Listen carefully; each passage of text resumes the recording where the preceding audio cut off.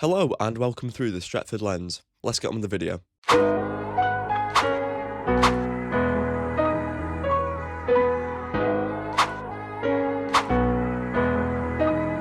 This is my match preview for the game upcoming against Fulham at 2 o'clock on Sunday. Now, initially, when you look at this game, obviously we've just beat City and Arsenal back-to-back, first and second, dusted, mudded, battered, all of the above.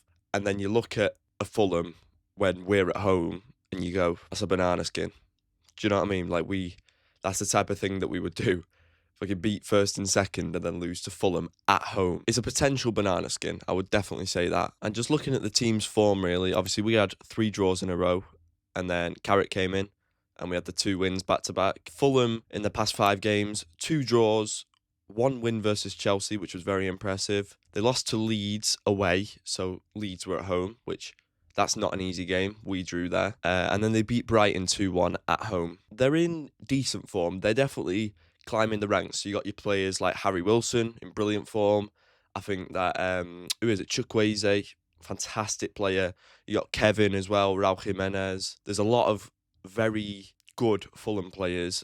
And Marco Silva's sides are always going to be defensively good and defensively capable. So this is by no means going to be an easy game for us.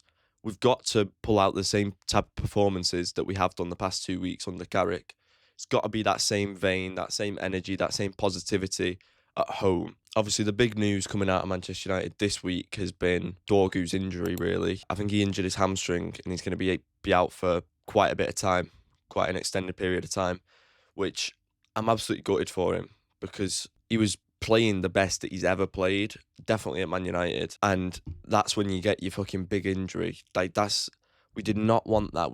We wanted to continue the momentum, and there's no doubt in my mind that Carrick would have gone with a completely unchanged starting 11 from the 2 other games, but now he can't.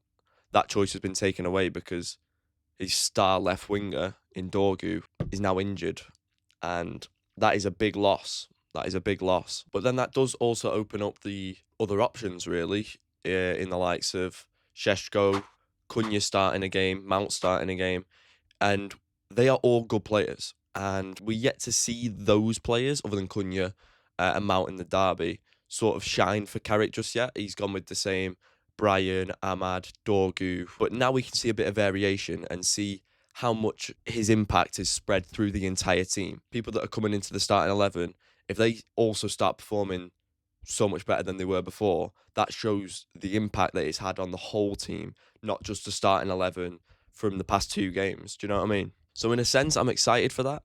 He very well could start Sheshko up top. I'd be very happy with. I think he deserves a chance in the starting 11. There's no doubt about it. He's been used sparingly in the 2 other games, really. But I'm very, very hopeful for Sheshko. There's definitely something there, 100 million %.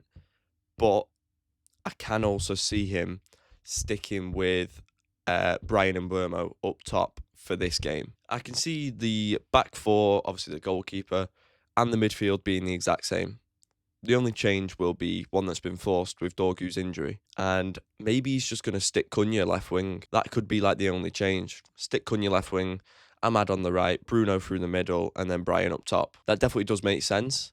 However, that starting 11 and those types of players, we played them against the brilliant teams where we were going to be almost counter-attacking.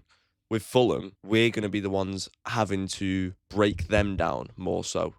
So that could mean that Carrick sees that tactical tweak that needs to be made and he does start Sheshko and he may even start Mount for his energy. Yeah, we just don't really know what he's going to go with. However, I'm excited to see what he does actually go with the starting 11.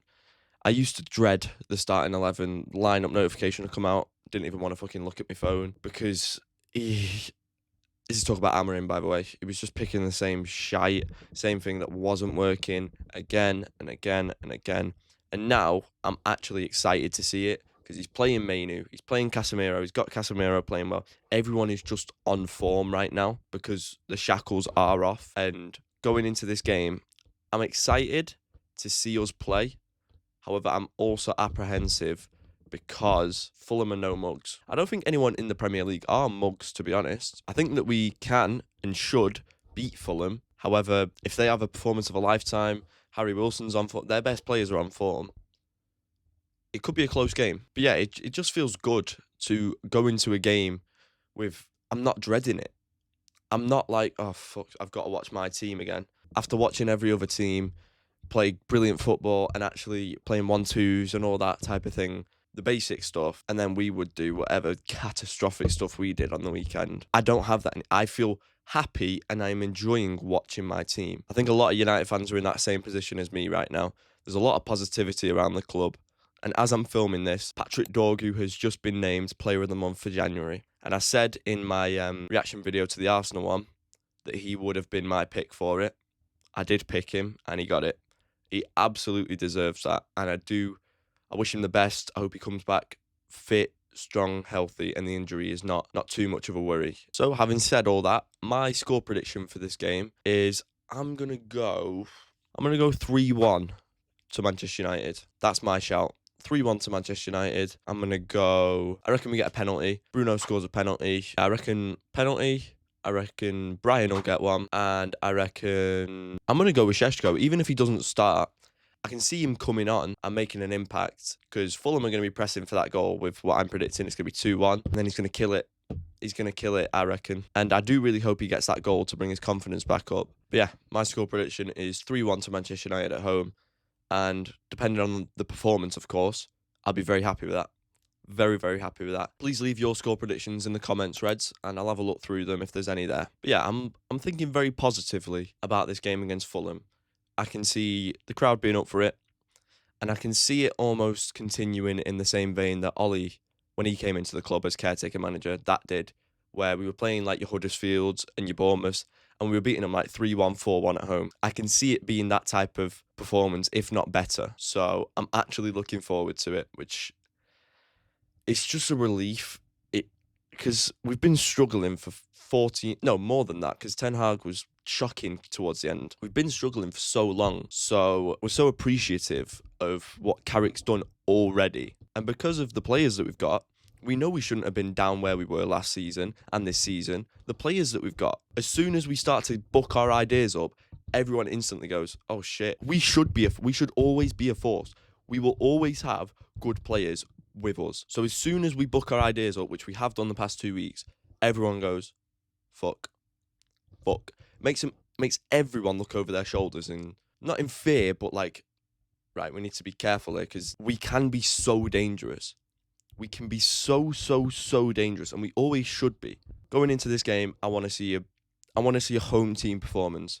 I want to see a home team performance in the fact that we keep the ball well, we go forward, we are positive, there's energy, and ultimately we look like the better side. We look like the side that are at home and in form, because when we had games like this, like your Wolves at home and these sorts of games where we're at home, the Everton one at home, where they even had a red card, that really underlined how bad those performances were. We didn't look like it didn't feel like a home game at all. I want to see the same energy and the same guile and the want to win that we've seen the past 2 weeks. And I look forward to watching that game. And there we go. Thank you very much for watching, and thank you very much for 100 subscribers, guys. We're going to keep growing. Please engage with the channel. 100 subscribers. We're getting there. I'm very happy with the progress that this channel's made. I just want it to be an open fan forum, really. I want to take on your guys' opinions. So please, if you do have any opinions on this video or Man United in the comments, please leave it down below. I would really appreciate that. Thanks. But yeah, thank you very much for watching, and I'll see you next time through the Stretford lens, hopefully celebrating the win. Come on, United. Bash! I step off the train, I'm walking down your street again.